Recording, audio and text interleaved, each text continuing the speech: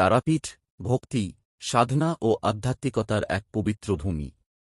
পশ্চিমবঙ্গের বীরভূম জেলার অন্তর্গত তারাপীঠ ভারতবর্ষের অন্যতম প্রসিদ্ধ তীর্থস্থান। এই স্থান শুধু একটি মন্দিরের জন্য বিখ্যাত নয়, বরং এটি ভক্তি, সাধনা, তন্ত্রসাধনা এবং আধ্যাত্মিকতার জন্য বিশেষভাবে পরিচিত। প্রতিদিন হাজার হাজার ভক্ত এখানে এসে মা তারার আশীর্বাদ গ্রহণ করেন। দূর দূরান্ত থেকে মানুষ তাদের দুঃখকষ্ট দূর করার আশায় এবং মনের শান্তি পাওয়ার উদ্দেশ্যে এই পবিত্র স্থানে উপস্থিত হন।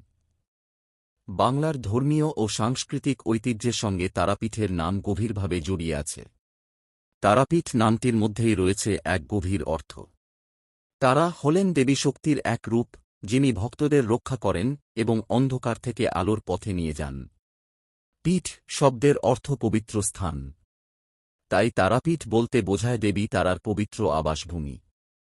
হিন্দু ধর্মে এটি ৫১ শক্তিপীঠের অন্যতম বলে মনে করা হয়। পুরাণ অনুসারে দেবী সতীর শরীরের একটি অংশ এখানে পতিত হয়েছিল, যার কারণে এই স্থান অত্যন্ত পবিত্র হিসেবে পরিচিতি লাভ করে। তারাপীঠ মন্দির বহু বছরের প্রাচীন ইতিহাস বহন করে চলেছে। ধারণা করা হয় প্রাচীনকাল থেকেই এখানে সাধক ও তান্ত্রিকরা সাধনা করতেন।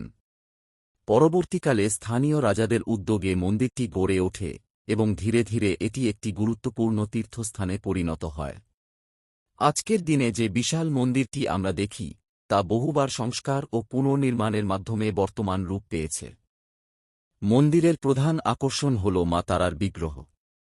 দেবীকে এখানে মাতৃরূপে পূজা করা হয়। তাঁর রূপ কিছুটা ভয়ঙ্কর হলেও ভক্তদের কাছে তিনি অত্যন্ত স্নেহময়ী মা। মন্দিরের গর্ভগৃহে থাকা দেবীর মূর্তি সাধারণ দর্শনার্থীদের মনে গভীর ভক্তি ও শ্রদ্ধার জন্ম দেয়। প্রতিদিন ভোর থেকে রাত পর্যন্ত মন্দিরে পূজা, আরতি ও ভক্তদের ভিড় লেগেই থাকে। তারাপীঠের সঙ্গে জড়িয়ে আছে মহান সাধক বামাখ্যাপায়ের নাম।